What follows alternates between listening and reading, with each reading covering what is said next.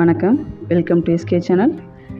இன்றைக்கி நம்ம சேனலில் நம்ம செய்ய போகிறது சூப்பரான டேஸ்ட்டில் ஒரு கமகமான ஒரு கதம்ப சட்னி. இது இட்லிக்கு சூப்பரான ஒரு சைட் டிஷ் ஆகும். இட்லி பிடிக்கலன்னு சொல்கிறவங்க கூட இந்த மாதிரி சட்னி வச்சு கொடுத்துன்னு சொன்னால் விரும்பி சாப்பிடுவாங்க. கூட 2 இட்லியும் சேர்த்து சாப்பிடுவாங்க. ஒரு சூடான ஒரு சாஃப்டான இட்லிக்கு இதை தொட்டு சாப்பிடும்போது ஒரு ஃபுல்ஃபில்லான ஒரு டிஃபனாக இருக்கும். வாங்க இதுக்கு என்னென்ன பொருள் தேவைன்னு சொல்லிட்டு பார்ப்போம்.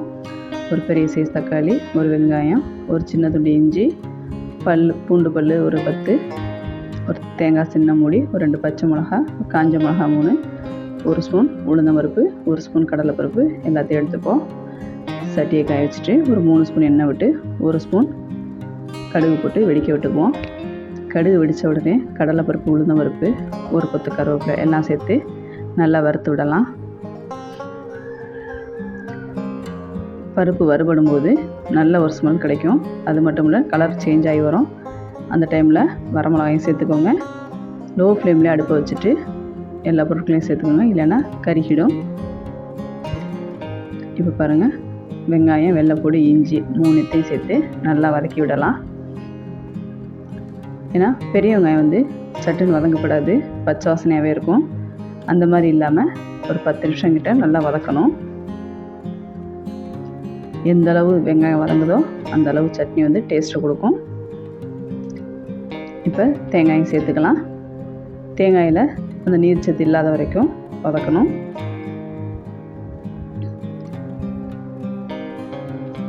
வதங்கிருச்சு அப்படிங்கும்போது அடுத்து தக்காளி சேர்த்துக்கலாம்.